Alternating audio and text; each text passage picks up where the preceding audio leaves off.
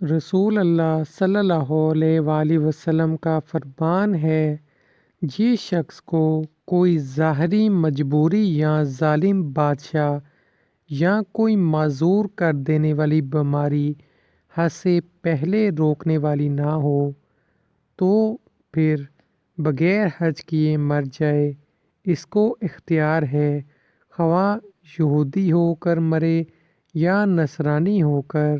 اللہ پاک ہم سب مسلمانوں کو حج کرنے کی توفیق عطا فرمائے، ہم سب مسلمانوں کے گناہوں کو معاف فرمائے، جو لوگ بیمار ہیں ان لوگوں کو شفا عطا فرمائے، جو لوگ بے روزگار ہیں ان کو روزگار عطا فرمائے۔ سب مل کر دعا کرتے ہیں، کیا پتہ کس کی دعا قبول ہو جائے، آمین۔ مزید اچھی ویڈیوز کے لیے چینل کو سبسکرائب کیجئے اور بیل آئیکن پہ کلک کیجئے تاکہ مزید آپ کو ویڈیوز ملتی رہیں۔ خدا حافظ۔